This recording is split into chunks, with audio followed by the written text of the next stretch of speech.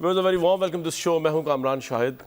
ये जीआईटी का जो ड्रामा चल रहा है इस वक्त आप लोगों की स्क्रीन पे पिछले 2 दिन से, अगरचे इससे थोड़ी देर के लिए पाकिस्तान तहरीक इंसाफ की गवर्नमेंट की परफॉर्मेंस के ऊपर से मीडिया की, आवाम की और लोगों की नज़र हट गई है, लेकिन ये कब तक चलेगा? Obviously at the end of the day इस गवर्नमेंट को जिस एक्सपेक्टेशन के साथ लाया गया वो आवाम लेके आए, आवाम और दूसरे अवामिल लेके आए, रिगार्डलेस ऑफ दैट उसके ऊपर तो इनसे सवाल होना ही होना है और हमने करना ही करना है। कई दफ़ा मैं सोचता हूँ पाकिस्तान तहरीक इंसाफ के जो सरबरा हैं वो मीडिया के साथ कोई तरह अच्छे ताल्लुकात उनके रखना नहीं चाहते और थोड़ा उस तरह हेजिटेट करते हैं और इरिटेट होते हैं। मीडिया अच्छा भी नहीं लगता उनको, इस हद तक कहते हैं अखबार ना पढ़े, टीवी।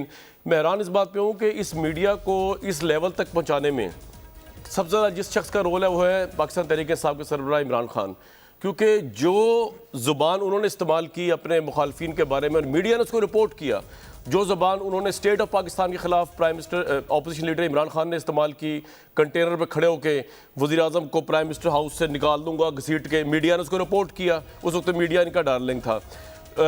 सिविल डिसोबीडियंस कर दिए एक इलेक्टेड जायज़ लीगल हुकूमत के ख़िलाफ़ और बिजली के बिल तक जला दिए, मीडिया ने उसको रिपोर्ट किया, उस पर इमरान खान साहब कोई इतराज़ नहीं था।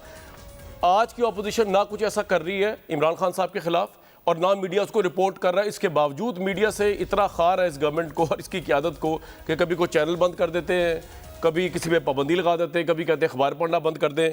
तो सोच से बुलंद। मैं ज़रा आपको पहले तो इससे पहले जीआईटी वगैरह पे आऊँ, मैं दिखाऊँ कि इमरान खान साहब जो मीडिया पे से ज़्यादा बहुत खाइफ है, इतने खुश नहीं हैं, क्या क्या चीज़ें उनकी हम रिपोर्ट किया कर दिखाएँ ज़रा। बिजली का बिल जो जला रहे हैं इमरान खान साहब।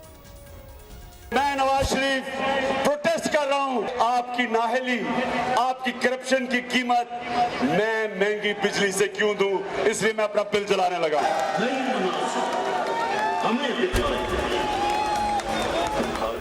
ये जी मीडिया ने दिखाया, उस वक्त तो इमरान खान साहब को मीडिया पे कोई एतराज़ नहीं था और इस वक्त तो बिजली उससे भी ज़्यादा महंगी होगी। तो कोई अपोजिशन लीडर अगर चढ़ के कायरा साहब या जावेद लतीफ़ साहब की पार्टी जावेद लतीफ़ साहब उसको जला दें और हम रिपोर्ट करें तो इनको कोई प्रॉब्लम नहीं होनी चाहिए कि इमरान खान साहब मुझे लगता है उस चैनल को बंद करा देंगे जो इस तरह की हरकत दिखाएगा।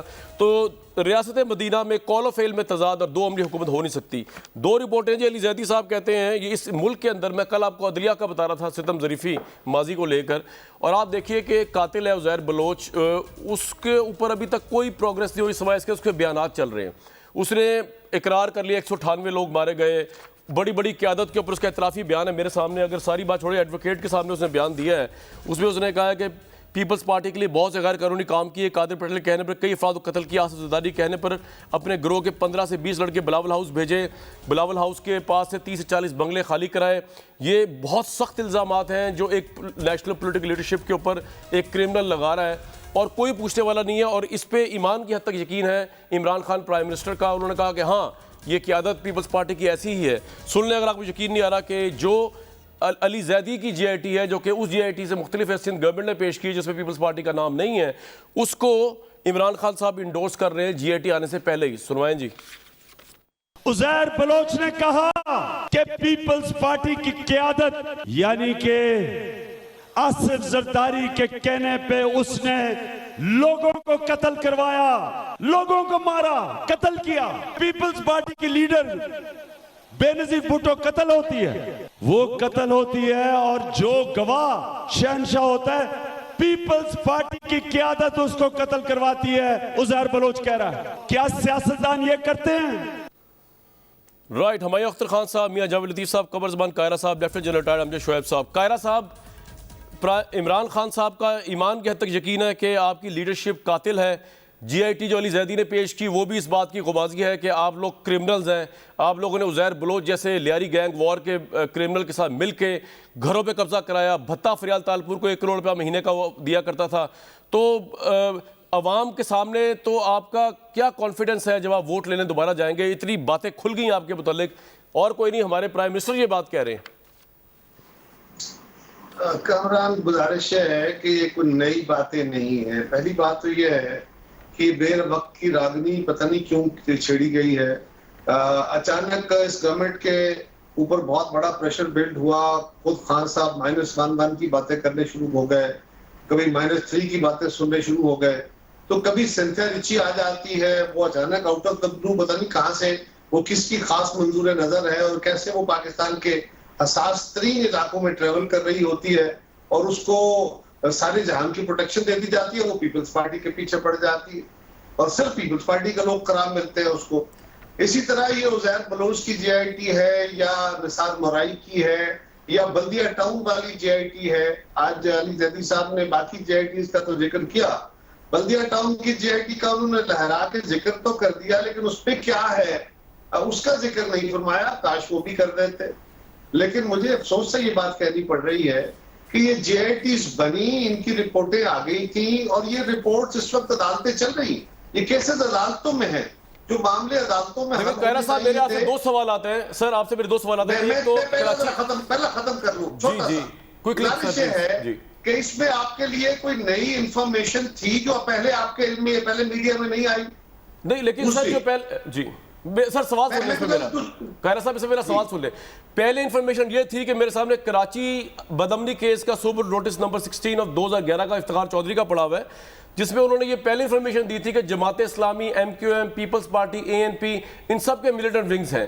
आप लोगों ने 2011-2012 में लियारी में जो है ये पीपल्स अमन कमेटी इसको कालअदम करार दिया, इसके ऊपर कीमत रखी, इसके सर के ऊपर उजैर बलोच के। लेकिन उसके बाद हमारे सामने वीडियो ये सब कुछ करने के बावजूद आपको पता था वो क्रिमिनल है, उस पर आपने उसकी कीमत भी रखी, उसके सर के ऊपर उसको कालअदम भी करार दिया, फिर भी वज़ीर आला सिंध उनसे मिल रहे हैं मीटिंग्स के अंदर, अगर दिखा सके हम। जी सर मैं उस पर बात करता हूँ, मुझे छोटी सी असल बात कर लेने दे। ये तो खैर ये वो नई बात नहीं है। चीफ मिनिस्टर की मुलाकात, फरियाल बीबी किसी मीटिंग बन गई, उसमें उजैर बलोच भी था, वो फुटेज ये आपके लिए भी नई नहीं है, पाकिस्तान के लोगों के लिए भी नई नहीं है, मेरे लिए भी नहीं।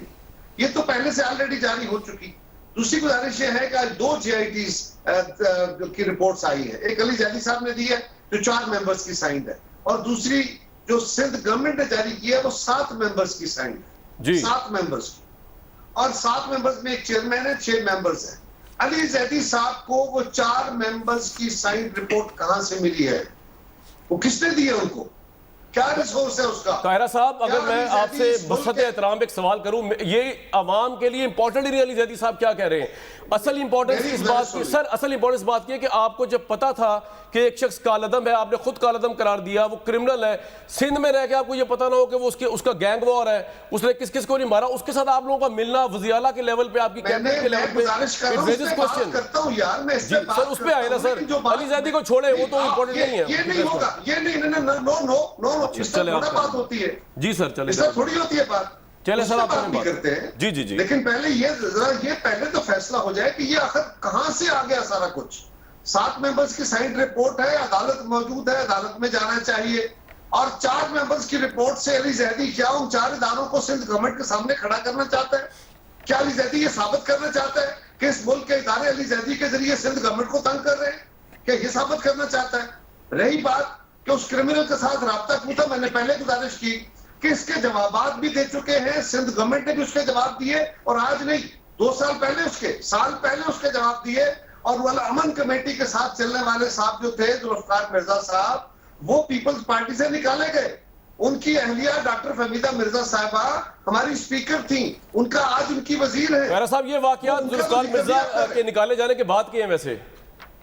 मेरी गुजारिश सुन लीजिए, उसके बाद भी जो डॉक्टर साहब तो ये हमारे साथ स्पीकर रही टिल द लास्ट। सो ये गुजारिश है कि ये वो पुराने बातें थी जो ऑलरेडी डिबेट हो चुकी, उनके ऊपर अदालतें कॉग्निजेंस दे चुकी हैं, अदालतों में केस चल रहे हैं। बिल्कुल ठीक है सर, आपका ये पॉइंट आ गया, अदालतों में जानी चाहिए। बिल्कुल ठीक है, आपका ये पॉइंट आ गया। और फिर इसका मतलब अली जैदी ने सही कहा कि सुप्रीम कोर्ट के कभी रिपोर्टें खड़ी हो जाती है तो क्या चाहते हैं? ठीक है सर, सुप्रीम कोर्ट के चीफ जस्टिस को इसमें जरूरत खुद नोटिस लेना चाहिए और पता चलाना चाहिए कि एक बंदा इतने बड़े इल्जाम लगा रहा है, प्राइम मिनिस्टर ऑफ पाकिस्तान के लेवल का शख्स इसको बिलीव करता है, जरदारी साहब पे लगने वाले इल्जाम, फिलहाल तालपुर साहिबा पे लगने वाले इल्जाम, तो ये बात आपकी सही है, इसमें इन्वेस्टिगेशन चाहिए। लेकिन इल्जाम नए नहीं है, ये पहले से ऑलरेडी इल्जाम लग चुके, मीडिया डिबेट हो चुकी, बिल्कुल ठीक है कायरा साहब, असैसिनेशन कर चुका कायरा साहब, ठीक है, लेकिन इल्जामात को जिसके इशारे पे भी होनी थी हो चुकी। कायरा साहब, तो उजैर बलोच का सारा केस वहां की हमारी रेंजर्स हैंडल कर रही है। साहब मेरी बात सुन लीजिए, आप ठीक कह रहे हैं, इल्जामात पुराने हैं, क्राइम भी पुराना है, अब तो वो कैद में ऑब्वियसली, अब उजैर बलोच रेंजर्स की उसके में तो नहीं जाके क्राइम कमिट कर सकता, लेकिन क्राइम पुराना भी हो, जब तक मंतकी अंजाम तक नहीं पहुंचेगा तब तक तो अपनी अदालत में केस चल रहा है, उसका अंजाम अवाम चाहते हैं, क्योंकि सिंध के लोग भी हमारे हैं, जैसे आपके हैं ऑब्वियसली, हुमायूं अख्तर साहब चाहिए जी, इसका इंसाफ होना चाहिए। हुमायूं अख्तर साहब, आप भी यही समझते हैं जो अली जैदी साहब और प्राइम मिनिस्टर इमरान खान समझते हैं कि ये क्रिमिनल्स की पार्टी है, इन्होंने सिंध के अंदर क्राइम किए हैं? और उसके बाद अगला सवाल मेरा ये है कि अगर क्राइम किए हैं तो फिर उसके ऊपर इनको आप पकड़े, उनको जेलों में डालें। आप एक दफा कहा होगा, आप 7 दफा कह बैठे हैं क्रिमिनल्स की पार्टी है। प्लीज अपने अल्फाज को मुनासिब करें। कायरा साहब, इमरान खान साहब के लेवल पे अली जैदी साहब रोज प्रेस कॉन्फ्रेंस कर रहे हैं। 1-2 दफा कहा होगा आप इस प्रोग्राम में पिछले सर आज प्रेस कॉन्फ्रेंस हुई है। आज मैं आपको सुनवाया तो आज ये तवक्को नहीं है सर, मैं नहीं कह रहा ये बात, लेकिन जमात की बात करें। कायरा साहब, बात ये है क्रिमिनल्स की पार्टी मैं नहीं कह रहा, मुझे तो पता ही नहीं हकायक का, लेकिन जो कह रहे हैं वो आम लोग नहीं है सर। कायरा साहब, अच्छा कायरा साहब, मेरे मुंह से आपको बुरा लग रहा है ना? अली जैदी साहब की आज की प्रेस कॉन्फ्रेंस सुनवाएं जी, चले, मेरे मुंह से बुरा लग रहा है इनको। इसके हर पेज पे दस्तखत है। ये वो रिपोर्ट नहीं है जो उन्होंने रिलीज की है, ओरिजिनल रिपोर्ट वो है 43 पेजेस। एक नाम डॉक्टर जुल्फिकार मिर्जा का भी है, फरियाल तालपुर साहिबा का भी है, अब्दुल कादिर पटेल साहब का भी है, डॉक्टर निसार मुराई का भी है, सेनेटर यूसुफ बलोच का भी है और शर्जील मेमन का भी है। फरियाल तालपुर से मिला, अपने खिलाफ हेड मनी खत्म करवाने का कहा, जो कि फरियाल तालपुर और आसिफ अली जरदारी के कहने पर खत्म कर दी गई। Accused disclosed that in 2011 Qadir Patel of PPP tasked kill Razak Commando as he had murdered Idi Amin, coordinator of Qadir Patel. 2011 में जब्बार लंगड़ा और बाबा लाडला kidnapped Jalil from Umar Lane Liari, informed the accused, who in turn told Qadir Patel of such kidnapping, on which Qadir Patel of PPP directed the accused to kill Jalil, brother of Razak Commando. बयान हल्फी में भी इसी तरह की सारी बातें वो कर चुका है। जुल्फिकार मिर्जा साहब के इस्तीफे के बाद तो शर्जील मेमन और उज़ैर मुज़फ़्फ़र टप्पी सारे काम मुझसे करवाते रहे। ये लिखा है इसमें, लोगों का जो नाम है कत्ल करवाते आए। पार्लियामेंट के अंदर घूम रहे होते हैं, नेशनल असेंबली में बैठे होते हैं, कब्जों में वो इन्वॉल्व हैं, बत्ताखोरी में वो इन्वॉल्व हैं, जुए के अड्डों में वो इन्वॉल्व हैं, अगवा बराए तावान में वो इन्वॉल्व हैं। तो जिस मुल्क को माँ का दर्जा देते हो उसके पैरों तले जन्नत तलाश करो, तुमने उसको बाजार में बेचा है। कि चीफ जस्टिस साहब 184(3) के तहत आज आप सुओ मोटो लें इसके ऊपर। मैं नहीं कह रहा ये, और मुझे कहने की कोई जरूरत भी नहीं है, और इतने अरसे से हम कुछ इस पे बात भी नहीं कर रहे थे। वुज़रा जब फेडरल लेवल के कहेंगे तो उस पर हम सवाल मैं भी पूछ रहा हूँ हुमायूं अख्तर साहब से। हुमायूं साहब, अगर आप भी ईमान की हद तक यही बिलीव करते हैं कि जो अली जैदी साहब कह रहे हैं कि जी भत्ता इन्होंने लिया, पीपल्स पार्टी की क़यादत ने, कत्ल इन्होंने कराए, और आप एक क्रिमिनल उज़ैर बलोच की बातों में बिलीव कर रहे हैं, तो फिर या तो इनके खिलाफ पूरी तफ्तीश करें, जेलों में डालें, या फिर दुश्मन तराजी ना करें। मैं गलत, सिंध गवर्नमेंट का भी मौकफ देना चाहिए साहब। तो मैं आपसे तो ले रहा हूँ कायरा साहब, आप दे तो रहे उनका मौकफ। मेरे से ना ले, जो सिंध गवर्नमेंट ने मौकफ दिया वो भी साथ चलाए। आपका इखलाकी तकाज़ा ये आपसे तकाज़ा करता है। अच्छा चले, एक मिनट, उसका मौकफ देने के बाद जो सिंध गवर्नमेंट ने मौकफ दिया वो भी चलाए साथ। ठीक है, मुर्जा वहाब का जी मौकफ चलाएं जी, कायरा साहब ने जो कह रहे हैं चलाएं। ओ भाई, कौन दे रहा है आपको ये जीआईटी रिपोर्ट? बताएं तो सही। क्या वफाकी वजीर विदाउट सिग्नेचर डॉक्यूमेंट्स को फ्लोर ऑफ द हाउस पर लहरा सकता है? शायद उनका दिमागी तवाजुन ठीक नहीं है।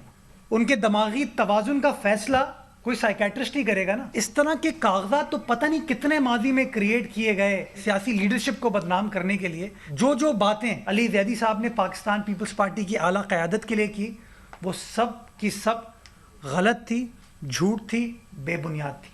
मेरी ज़ाती राय है कि कायरा साहब ने उससे ज़्यादा मुदल्लल जवाब दे दिया, या चीज़ें रिपीट हुई हैं, तो मैंने इसलिए उनको चलाया। कायरा साहब ने बड़ा ठोस जवाब दे दिया था, लेकिन आगे कायरा साहब की इजाज़त हो तो मैं आगे जाऊँ, हुमायूं अख्तर साहब से तो सवाल कर लूँ। हुमायूं साहब, इसकी टाइमिंग बड़ी अजीब व गरीब है जो आप लेके आए ये मामला। और दूसरा, अगर आप ईमान की हद तक बिलीव करते हैं, प्राइम मिनिस्टर भी कहते हैं कि ये सब क्रिमिनल्स थे, मैं नहीं कह रहा, वो कहते हैं, वो कह रहे, खड़े होकर कह रहे बबांगे दोहल, तो फिर आपने अब तक क्या किया है? सिर्फ बयानबाजी?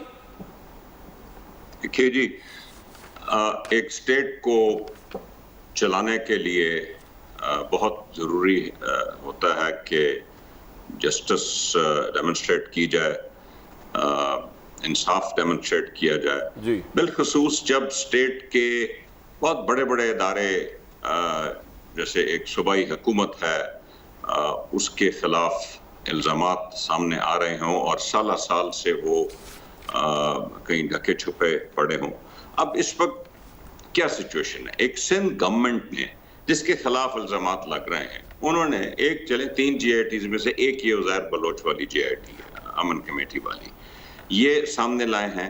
और फेडरल गवर्नमेंट जो कि एक वजीर है, वफाकी काबीना का मेंबर है, उसने फ्लोर ऑफ द हाउस में उसको डिफाई किया है कि ये जो है ये उनके इल्जाम के मुताबिक मैनिपुलेटेड रिपोर्ट है। ओके, अब और हमने ये नहीं कहा कि अब हम चढ़ाई कर दें, हमने रिक्वेस्ट की है सुप्रीम कोर्ट को कि अब ये मामला, क्योंकि फेडरल गवर्नमेंट को कॉन्फिडेंस नहीं है कि सिंध गवर्नमेंट ने क्या पेश किया है, इसलिए इसको एक सो मोटो एक्शन के तहत 184(3) के तहत इस पे सुप्रीम कोर्ट आगे पेश। आप ये समझते हैं कि सिंध गवर्नमेंट क्या ये भी कर सकती है कि एक असल जीआईटी को छुपा के, जो कि अली जैदी साहब कह रहे हैं कि असल जीआईटी तो मेरे पास है, ये पड़ी हुई है जो उन्होंने दी है, जिसके अंदर ये पीपल्स पार्टी की क़यादत का नाम आ रहा है, वो उसको छुपा कर सिंध गवर्नमेंट इतना बड़ा जुर्म कर सकती है जिसके अंदर आईएसआई भी शामिल है, एमआई भी शामिल है, उनके ऑफिसर्स भी, उनको पता ही नहीं चला और ये कर दिया सिंध गवर्नमेंट ने। ये कैसे पॉसिबल है? मैं गुजारिश करूं जी कि असल जीआईटी छुपा दी उन्होंने। एक चीज सिंध गवर्नमेंट ने पेश की, पता नहीं कितने सालों बाद, कम से कम 8 साल बाद शायद। ओके, और एक चीज एक हमारे वजीर ने फ्लोर में पेश की है कि उनकी इतला के मुताबिक ये भी एक हकीकत है। अब इसमें अगला कदम क्या होना चाहिए कि कौन क्या समझ रहा है is not important. Supreme court के जरिए हमें जो हकीकत है उसकी तह तक पहुंचना चाहिए, ये हमारी इस वक्त आवाज है। राइट, तो ये आपकी आवाज़ है, लेकिन बहुत से लोगों के नज़दीक मियां जावेद लतीफ़ साहब, ये जो टाइमिंग है इसकी, शायद अवामी इशूज़ को डाइवर्ट करने की कोशिश की गई है। मेरे सामने एक सर्वे आया हुआ है इस वक्त जिसमें अवामी पसंदीदगी में नून लीग ने पीटीआई को पीछे छोड़ दिया। मुझे नहीं पता कितना सही है कितना गलत है, ये institute for public opinion research का सर्वे है, लेकिन आपके नज़दीक अगर ये सब कुछ हो रहा है और पॉलिटिकल पैट्रोनेज हासिल है क्रिमिनल्स को, और आपने तो ऑपरेशंस किए हैं वहाँ पे कराची के अंदर, सिंध के अंदर ऑपरेशन, मिलिट्री ऑपरेशन आपने किए हैं, तो what's your take on this whole issue? देखें कामरान शाहिद साहब, दो चीज़ें हैं। पहली बात तो ये है कि मेरा सवाल ही ये नहीं है कि जीआईटी क्या कह रही है, मेरा सवाल ये है कि ये गैंग जो हैं क्या रातों रात पैदा होते हैं। मेरा सवाल ये है कि वो अमन कमेटी हो, मेरा सवाल ये है वो एमक्यूएम हो, मेरा हकीकी हो, मेरा सवाल ये है कि कोई पीपल्स अमन कमेटी हो, कोई और हो, जो भी नाम आप दे दें। मेरा सवाल ये है कि पंजाबी पख्तून इत्तेहाद हो, जो जिस तरह के ये गैंग वहाँ बनते रहे, क्या रातों रात बनते हैं? हमारे रियासत के इंटेलिजेंस अदारे क्या करते हैं? नंबर 1। नंबर 2, मेरा सवाल ये है कि अगर आपने खुद कहा कि मुस्लिम लीग ने तो वहाँ ऑपरेशन किया अमन के लिए, हमने तो उसका क्रेडिट भी नहीं लिया भाई। हम तो ये नहीं, क्योंकि नवाज शरीफ की जिम्मेवारी थी, नवाज शरीफ चीफ एग्जीक्यूटिव थे, प्राइम मिनिस्टर थे, वो समझते थे। ये जो आपने ऑपरेशन किया, ये इसमें पीपल्स अमन कमेटी, उज़ैर बलोच वगैरह के भी खिलाफ ऑपरेशन था? सबके खिलाफ हुआ। तो आपको क्या पता चला? क्योंकि ये कायरा साहब की ये बात सही है, मैं तो खैर इसलिए दोहरा रहा हूँ क्योंकि वो इल्ज़ाम लगाया। कायरा साहब दोबारा बता दूं, मैं नहीं कह रहा, मेरे पास तो कोई ऐसी इन्वेस्टिगेशन जर्नलिज्म नहीं है कि मैं तो जरदारी साहब को अभी तक करप्ट इसलिए नहीं कह पाया क्योंकि मेरे पास तो एविडेंस कोई नहीं, वो बरी हुए हैं हर मुकदमे से। लेकिन मियाँ साहब, बात ये है कि जितने मुकदमे भी हुए उसमें आप फेडरल ऑपरेशन हुए, आप फेडरल गवर्नमेंट में थे और पीपल्स पार्टी प्रोविंस में थी, उनका ये भी ग्रीवियंस है, तो आपको क्या पता चला? क्या वाकई पीपल्स पार्टी पुष्पराई करती है आज या नहीं करती? इसको तो क्लियर करें, वो आपने बड़े इल्जाम लगाए इनके ऊपर। मेरी इससे पहले मैं बिल्कुल क्लियर हूँ इस मामले में, और बिल्कुल मैं बिल्कुल साफ शफाफ तरीके से ये बात कहने लगा हूँ, कोई भी नेशनल पार्टी इस तरह के गैंग ना पालती है ना उनकी सरपरस्ती करती है। बदकिस्मती ये है कि जो कुछ कराची में होता है, और मैं ये बात भी कहने लगा हूँ कि इंटेलिजेंस हमारे जो अदारे हैं उनकी मर्ज़ी के बग़ैर वो परवान नहीं चढ़ सकते। नंबर 1, मुझे ये बताएं कि एमक्यूएम कितना अरसा अल्ताफ़ सैन जो है वो पाकिस्तान की मजबूरी बनता रहा, कितना अरसा? और फिर मुझे ये बताएं कि वहाँ जो कत्लेआम हुआ कराची में वकला का, और परवेज़ मुशर्रफ इस्लामाबाद में खड़े होकर ये कहते थे कि ये है मेरी ताकत कराची में देखो, तो मुझे ये बताएं कि उसके बाद कितनी हुकूमतें आईं, क्या किसी ने नोटिस लिया? मुझे ये बताएं कि अदलिया ने क्या नोटिस लिया, क्या दीगर अदारों ने नोटिस उस पे लिया हुआ है, कराची फायरिंग केस? तो क्या बना भाई? आज मुझे ये बताएं कि अगर एक चीफ एग्जीक्यूटिव, एक प्राइम मिनिस्टर ये कहता है कि हमें अपने घर को पहले दुरुस्त करना चाहिए, तो उसको तो गद्दार कह दिया जाता है। और अगर एक दूसरा चीफ एग्जीक्यूटिव तीसरी रियासत में बैठकर ये कहता है कि हमने अल कायदा को ट्रेनिंग दी है, उसके वुज़रा लिए हुए फेडरल में, तो आप इसी तरह उस ज़माने में और आप भी लिए हुए वैसे तो। और ईरान में भी बैठकर ये कहता है कि मेरी सरजमीन जो है आपके खिलाफ इस्तेमाल होती रही, उसे भी आप गद्दार नहीं कहते। मैं कहना ये चाहता हूं कामरान शाहिद साहब कि भले मैं हूं या कोई और हो, मैं कहता हूं कि ये रियासत कहना बड़ा आसान है कि ये माँ है, कहना ये बड़ा आसान है कि पाँव में इसके जन्नत है, मगर करके दिखाना बड़ा मुश्किल है। बात सीधी सी है कि आपने जिन्होंने इस पाकिस्तान को नाकाबिल तस्खीर बनाने के लिए अपनी जिंदगियां दे दी, कोई फांसी चढ़ गया, कोई जलावतन हुआ, कोई हाईजैकर बन गया, उनको तो गद्दारी के तगमे सजा दिए। और जिन्होंने इस पाकिस्तान की मईशत को कमजोर किया, इसके दफा को कमजोर किया,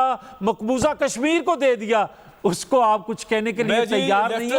ये है असल सवाल। जाऊंगा, लेकिन एक ब्रेक के बाद बड़ा अहम मसला, ऑब्वियसली रियासत को माँ सब कहते हैं, लेकिन उसको माँ को किस तरह डील किया गया इस मुल्क के अंदर, ये बड़ा अहम सवाल है। इस पर हम बातचीत जारी रखेंगे। जनरल साहब रिस्पॉन्ड करेंगे इंटेलिजेंस वगैरह वाली बात और रेंजर्स वाली बात और मुशर्रफ साहब वाली बात, और कायरा साहब से बड़े अहम तरीन सवाल पूछ लीजिए मजीद अभी और बाकी लोगों से एक ब्रेक के बाद।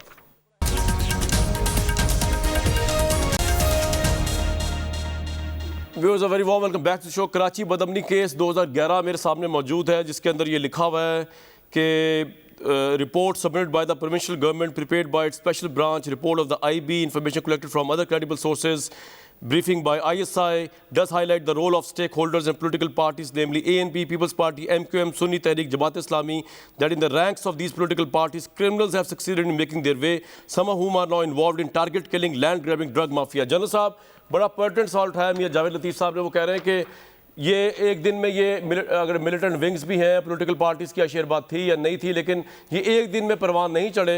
वहाँ पे इंटेलिजेंस भी थी, वहाँ हमारी रेंजर्स भी थी, वहाँ पे MQM मुशर्रफ साहब की थादी भी थी, तो वो क्या सिर्फ देखते रहे तमाशा और ये कराची और सिंध जो है उसका अमन लुटता रहा? ये क्या हुआ, क्या किया आपने, क्या किया उधर? बिस्मिल्लाहिर्रहमानिर्रहीम।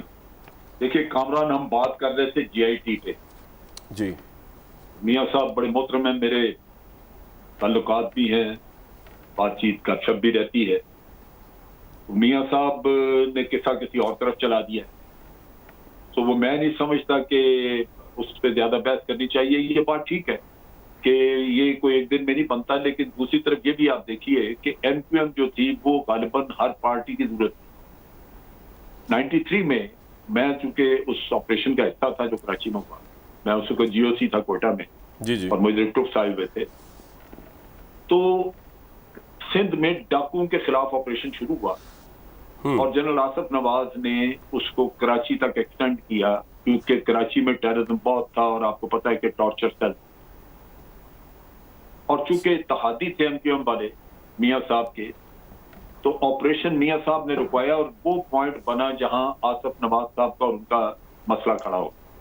अच्छा, क्योंकि आसिफ नवाज साहब का ये कहना, नवाज शरीफ साहब ने MQM को प्रोटेक्ट करने के लिए ऑपरेशन रुकवाया और जनरल आसिफ नवाज से उनका झगड़ा हुआ, बिल्कुल रुकवाया। अच्छा, ये इत्तेहादी थे, इत्तेहादी थे।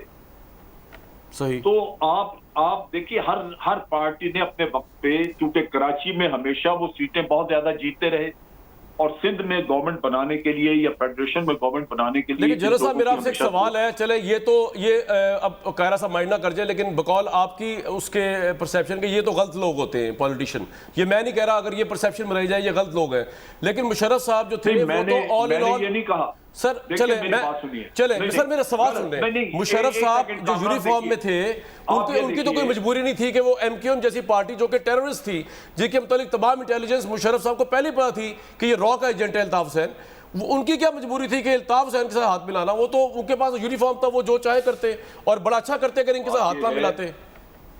बिल्कुल करते तो बहुत अच्छा करते, लेकिन मुशर्रफ साहब की ये बहुत बड़ी गलती थी कि उन्होंने MQM को न सिर्फ वहां पार्टी का अपने हिस्सा बनाया अपनी हुकूमत का, बल्कि उसको पैट्रनाइज किया। सही, मैं उस चीज को कंडेम करता हूं।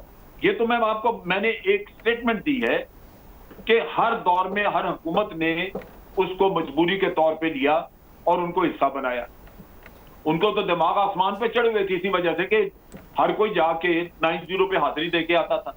क्यों जाते थे वहां? तो ये तो एक अलमिया है, राइट, कि ये सारा कुछ वहां हुआ और जो आप बात कर रहे हैं ना, वो बात मैं या आप नहीं, वो चीफ जस्टिस जो इफ्तिखार चौधरी थे, उन्होंने 2011 में जो उन्होंने लिखा फैसला, उसमें उन्होंने लिखा कि पॉलिटिकल पार्टियां जो हैं इनमें क्रिमिनल घुस गए। ठीक सर, बिल्कुल ठीक। पॉलिटिकल पार्टियां क्रिमिनल नहीं थी सर, आपका ये पॉइंट आ गया, उनके अंदर घुस गए। खैरा साहब आप अब जेआईटी, एक मिनट में जेआईटी पे बात। जी जनरल साहब बताएं। अच्छा, अब जेआईटी का जो है, ये मैं नहीं कह सकता, सबूत नहीं है कि वाकई उसमें तब्दीली हुई, लेकिन इसकी पॉसिबिलिटी बड़ी मौजूद है, ठीक है, इसमें तब्दीली की गई है। और उसके दो रीजन हैं। पहला रीजन तो ये है कि बहुत सारे जर्नलिस्ट जो हैं वो मुख्तलिफ वक्तों पे, उदैर बलोच जब कस्टडी में था तो उससे पूछते रहे सवालात वगैरह, और मीडिया में बहुत दफा आया है कि फलां ने ये उससे करवाया, फलां ने ये कराया, जो आप नाम देते रहे ये वहां पे आते रहे हैं मीडिया में बहुत दफा। बिल्कुल ठीक। आज रिपोर्ट में नजर नहीं आ रहे। दूसरी बात यह है कि मेरा अपना तजर्बा एक चीज का, कि जो डॉक्टर आसिम की रिपोर्ट थी वो तब्दील की गई। अच्छा, डॉक्टर आसिम की रिपोर्ट जो जीआईटी थी, किसने तब्दील की डॉक्टर आसिम की रिपोर्ट? वो तो हमारे दिफाई इदारों के पास थे डॉक्टर आसिम कस्टडी में। मैं वही बात बयान कर रहा हूं कि उसकी ओरिजिनल जीआईटी थी रेंजर्स के पास। रेंजर चूंकि ट्रायल नहीं करा सकते थे, चालान नहीं पेश कर सकते, रेंजर को हवाले करनी पड़ती है ये चीज सारी पुलिस को, तो पुलिस को हवाले की गई। रेंजर्स लेना चाह रहे थे उसका रिमांड, पुलिस ने अपोज किया, रिमांड नहीं दिया गया। सर ये वैसे अनबिलीवेबल है, लेकिन मैं कायरा साहब से पूछ रहा हूं, कायरा साहब क्या ये पॉसिबल है? एक सेकंड, अब बात मुकम्मल कर लूं ना। जी जनरल साहब, क्विकली प्लीज। मुकम्मल नहीं हुई। जी सर जल्दी से बता दें। अब चीज ये है कि वो रिपोर्ट के ऊपर फिर एक प्राइम टाइम एक शो में टेलीविजन पे शो कराया गया, और उसमें कहा गया कि जनाब ये देखिए ये रेंजर ने काम किया है, ये फलां गवाह, ये देखिए इसका नाम, इसकी स्टेटमेंट है, तो 10 साल पहले मर चुका आदमी, ये एक आदमी है जिसका एड्रेस और ये दिया हुआ, उसकी स्टेटमेंट मौजूद है, लेकिन इस एड्रेस पे तो वो बंदा है ही कोई नहीं इस नाम का। तो मुझे फिक्र पड़ी कि यार ये इस तरह का काम करते हैं ये लोग। चुनाचे मैंने तहकीक शुरू की और मैंने कंसर्न लोगों को कांटेक्ट किया, तो उन्होंने कहा जी असल रिपोर्ट तो ये है जीआईटी। राइट। अगर जनरल साहब की बात को मान लिया जाए कि डॉक्टर आसिम की जीआईटी रिपोर्ट जो रेंजर से बनाई थी वो भी चेंज हो गई, क्योंकि पुलिस के पास गई थी, पुलिस तो आपके अंडर है ऑब्वियसली, और उसके बाद फिर जैदी साहब कह रहे हैं कि जो असल जीआईटी थी उज़ैर बलोच की वो भी आपने चेंज कर दी। What's your take on it sir? देखिए, एक तो बात यह है कि पुलिस कितने हमारे अंडर थी, आईजी सिंध तब्दील हुए, आपको पता ही है जो सूरत हाल, उससे पहले जो आईजी तब्दील हुए उनका भी आपको पता है। जी। सिंध गवर्नमेंट कितनी ताकतवर थी, पुलिस के ऊपर कितना उसका होल्ड था, तो ये भी आप भी आकर कहते हैं, जनरल साहब कहते हैं तो बिस्मिल्लाह, चले उनकी बात भी सुन लेते हैं।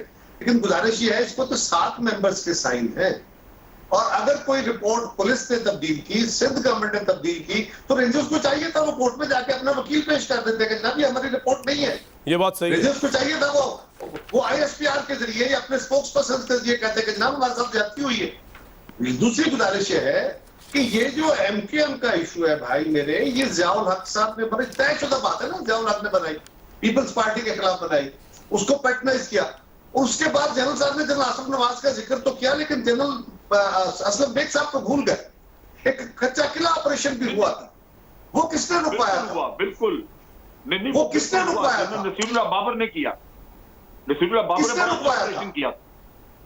किसने रुकवाया था? ये आप मुझसे पूछ रहे, जनरल साहब से पूछ रहे हैं। मैं जनरल साहब से पूछ रहा हूं किसने रुकवाया? जनरल साहब जवाब दें, किसने रुकवाया था? जनरल साहब वो एक ओपन हकीकत है, मैं नाम ले रहा हूं, मैं नाम ले रहा हूं, आप नाम नहीं ले रहे, मैं नाम ले रहा हूं जी। किसने रुकवाया था? और वो एक ओपन दास्तान है सर। किसने रुकवाया था? ये इस जनरल असलम ने रुकवाया था, आर्मी चीफ था उस वक्त वो, ठीक। और उसके बाद जनरल मुशर्रफ ने क्या गुल खिलाए? क्या इन आर्मी चीफ्स के पोस्ट रिटायरमेंट इनके खिलाफ कोई काम करेंगे? एमकेएम जिनके बारे में वो लोग जो आज मिनिस्टर बैठे हैं या अहम ओहदों पे बैठे हैं, वो अल्ताफ हुसैन साहब, वो लंदन इनकी सारी जमात, और आपने इन लोगों के खिलाफ जाके हिंदुस्तान में ट्रेनिंग लेने के, पैसे लेने के, जनाबपुर के क्या क्या इल्जाम नहीं लगाए, और आज ये फिर अगर हुकूमतों में बैठे और आप इनको सपोर्ट करते रहे, हमारे कुछ लोग हमारी हुकूमत इदारों के, तो क्या उनके खिलाफ कोई एक्शन होगा? कोई पूछेगा उनको? क्या सिर्फ हम जो इस मुल्क के लिए मरते रहे, जमहूरियत के लिए मरते रहे, कुर्बानियां देते रहे, गालियां हमारे हिस्से में? 2008 में आपके साथी बन गए। अच्छा, मेरा आपसे सवाल है जनरल साहब, मेरा आपसे सवाल है, किसने बनाया है? जब आपको जरूरत पड़े तो इत्तेहादी। यार आवाज नहीं आ रही जनरल साहब को, जरा चुप करा के मैं आपने गलत पैर छेड़ दिए, आपने गलत पैर छेड़ दिए। मेरा सवाल यह है कि आज की हुकूमत के साथ एमक्यूएम को किसने जोड़ा है? हाँ, ये सवाल MQM बड़ा है। को, आप खुद कहते थे गद्दार है, क्या सर, ये गवर्नमेंट से MQM को पूछ लूं, PTI खैरा ने अपने साथ मिलाया है? खैरा साहब गवर्नमेंट से पूछ लेते हैं, गवर्नमेंट से पूछ लेते हैं। हुमायूं अख्तर साहब सिर्फ गवर्नमेंट से क्या, तो आपको नहीं पता किससे मिलाया है यार? सर मैं फिर कहूंगा, फिर मैंने कहा फिर तो आप जनरल साहब हमसे नाम लेना चाहते हैं, और मेरी गुजारिश है, ये डर्टी लेनन है, इसे बागी है, तो आप भी मिलाएंगे। बहुत सारा वक्त ले गया, मैं याद करा दूं, मैं आखिरी के मैं याद करा दूं बिलावल का बयान। बिलावल ने उनको कहा था कि जनाब आप हमें मिले आके, हम आपको वजारतें ज्यादा देंगे। बिलावल ने कहा था हम आपको वजारतें ज्यादा दे देंगे, आप मिले हमसे। बिलावल ने कहा था इनको कि हम आपको वजारतें ज्यादा दे देंगे, आप मिले हमसे।